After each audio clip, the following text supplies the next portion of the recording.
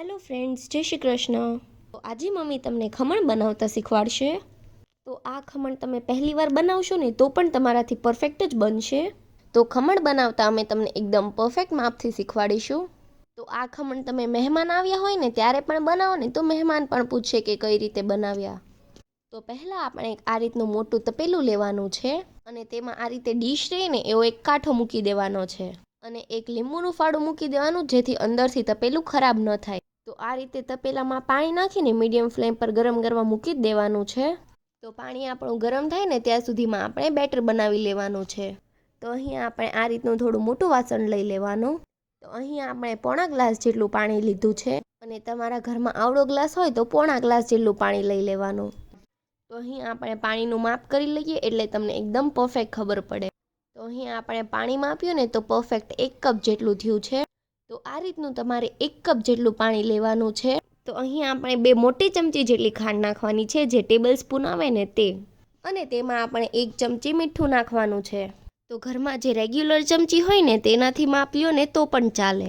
તો અહીં આપણે 1 ચમચી મીઠું અને 1 ચમચી લીંબુના ફૂલ ઉમેરવાના છે. અહીં આપણે ઇન્સ્ટન્ટ ખમણ બનાવીએ છીએ ને એટલે લીંબુના ફૂલનો યુઝ કર્યો છે. તો જે ચમચીથી આપણે ખાંડ લીધી હતી ને તો તે 2 મોટી ચમચી આપણે તેલ લેવાનું છે.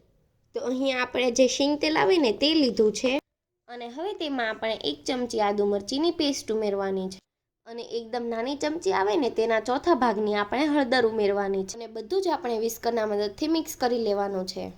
તો ખાંડ, મીઠું અને લીંબુના ફૂલ સારી રીતે ઓગળી જાય ને ત્યાં સુધી મિક્સ કરવાનું છે. તો તમે જોઈ શકો છો કે બધું જ સરસ ઓગળી ગયું છે. તો પાણી પણ આપણું થોડું ઘાટું એવું થઈ ગયું છે.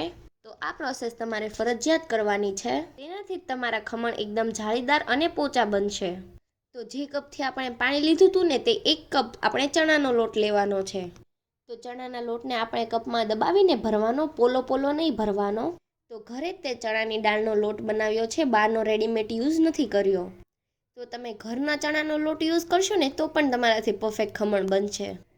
તો 1 કપ ચણાનો લોટ ઉમેરી દીધો છે અને ઉપરથી 2 ચમચી જેટલો ફરીથી ચણાનો લોટ ઉમેરવાનો છે. તો આ રીતનું માપ લેવાનું છે: 1 કપ પાણી, 1 કપ ચણાનો લોટ અને ઉપરથી ફરીથી 2 ચમચી ચણાનો લોટ. તો આ માપથી તમે ખમણ બનાવશો ને તો ખમણ તમારા પરફેક્ટ જ બનશે. તો ચણાના લોટને આપણે પાણીમાં સારી રીતે મિક્સ કરી લેવાનો છે. તો ચણાના લોટને ચાળીને યુઝ કરવો અને લમ્સ ન રહે ને એવું બેટર બનાવી લેવાનું. બેટર આપણું પરફેક્ટ તૈયાર થઈ ગયું છે અને તમે જોઈ શકો છો આપણે આ રીતની કન્સિસ્ટન્સી રાખવાની છે. તો આપણે બટેટા વડા બનાવતા હોઈએ ને એ રીતનું બેટર રાખવાનું. તો આ રીતનું બેટર હોવું જોઈએ, બહુ પતલું પણ નહીં અને બહુ જાડું પણ નહીં. તો અહીંયા આપણે એક ચોકી લીધી છે, તેને તેલથી ગ્રીસ કરીને લીધી છે. તો પહેલાં જ આપણે ચોકીને તેલથી ગ્રીસ કરીને તૈયાર રાખવાની અને હવે આપણે આ રીતનું કાચનું બાઉલ લેવાનું છે. તેમાં આપણે 1 ચમચી પાણી નાખવાનું છે અને હવે આપણે અહીંયા ટાટાના સોડા લીધા છે. તો અહીં આપણે કોઈ પણ બીજા બેકિંગ સોડાનો યુઝ નથી કરવાનો, ટાટાનો જ યુઝ કરવાનો છે. તો અહીંયા સોડા આપણે 1 ચમચીના કાંઠાથી થોડા ઓછા રહીને એટલા લીધા છે. તો સોડાને આપણે પાણીમાં ઉમેરી દેવાના છે. તો પાણીમાં આ રીતે મિક્સ કરીને બેટરમાં ઉમેરી દેવાના છે. તો ડાયરેક્ટ સોડા ક્યારેય નહીં ઉમેરવાના, આ રીતે પાણીમાં મિક્સ કરીને જ ઉમેરવાના અને ફરીથી આપણે વિસ્કરના મદદથી એકદમ સરસ મિક્સ કરી લેવાનું છે. એક જ ડાયરેક્શનમાં મિક્સ કરવું. તો તમે જોઈ શકો છો કે આપણા બેટરનો કલર એકદમ ચેન્જ થઈ ગયો છે.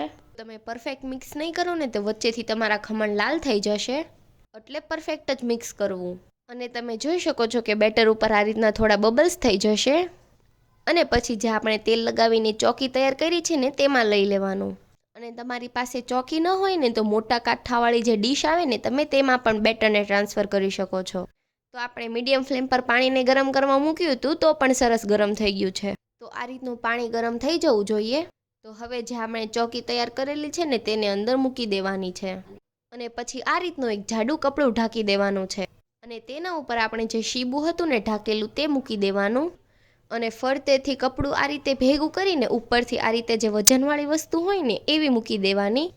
તો અહીં આપણે જે ખાંડવાનું આવે ને તે લીધું છે અને હવે આપણે ગેસની ફ્લેમ ફાસ્ટ કરી દેવાની છે અને પરફેક્ટ 12 મિનિટ જેવું જ આપણે તેને બફાવા દેવાનું છે. અને 12 મિનિટ જેવું થાય ને એટલે આપણા ખમણ એકદમ સરસ રીતે બની ગયા હશે. તો 12 મિનિટ જેવું થઈ ગયું છે અને હવે આપણે જોઈ લઈએ. તો તમે જોઈ શકો છો કે આપણા નાયલોન ખમણ એકદમ સારી રીતે ફૂલી ગયા છે અને હવે તેને આપણે થોડીવાર ઠંડા થવા દઈશું અને ત્યાં સુધીમાં આપણે તેનો વઘાર કરી લઈએ. તો આ રીતની નાની કઢાઈ હોય ને તેમાં 2 ચમચી જેટલું તેલ ગરમ કરવા મૂકવાનું છે અને તેલ ગરમ થઈ જાય એટલે તેમાં 1 ચમચી રાઈ અને બધી જ રાઈ આપણે તતડી જાય ને એટલે તેમાં થોડા મીઠા લીમડાના પાન, એક તીખું મરચું રીંગના શેપમાં કટ કરેલું અને ચમચીના ચોથા ભાગ જેટલી હિંગ અને આ બધું જ મિક્સ કરી લેવાનું. અને અહીંયા આપણે અડધા કપ કરતાં થોડું ઓછું પાણી નાખીશું અને ગેસની ફ્લેમ હવે આપણે ફાસ્ટ કરી દેવાની અને પછી પાણીને આપણે ઉકળવા દેવાનું છે. અને હવે તેમાં આપણે 1.5 ચમચી જેટલી ખાંડ ઉમેરીશું. તો 2 થી 4 મિનિટ જેવું આપણે પાણીને ઉકળવા દેવાનું છે. તો 3 થી 4 મિનિટ જેવું થઈ ગયું છે અને આપણું પાણી પરફેક્ટ ઉકળી ગયું છે. આ રીતે વઘાર આપણે કરી લેવાનો છે. તો આપણા ખમણ પણ સરસ ઠંડા થઈ ગયા છે. તો તેને આ રીતે કટ કરી લેવાના છે. તો આ નાયલોન ખમણ છે ને એટલે કટ કરીને ઉપરથી જ આ રીતે વઘાર નાખવાનો હોય. એટલે પહેલાં તેની ઉપર આપણે ધાણાને ભભરાઈ દેવાના અને પછી આ રીતે વઘાર રેડી દેવાનો. તો આખી ચોકીમાં એકદમ સરસ રીતે વઘાર ફેલાઈ જાય ને એ રીતે રેડી દેવાનો. તો આ રીતે તમે ખમણ બનાવશો ને તો બજારના ખમણ પણ તમે ભૂલી જશો. મિનિટમાં તમારા ખમણ એકદમ પરફેક્ટ તૈયાર થઈ જશે. તો જ્યારે અમારા ઘરે મહેમાન આવે ને ત્યારે મમ્મી આ રીતના ખમણની 2 ડીશ બનાવી નાખે છે. તો બધાને બહુ જ ભાવે છે. આપણા ખમણ એકદમ પોચા, સોફ્ટ અને જાળીદાર બન્યા છે.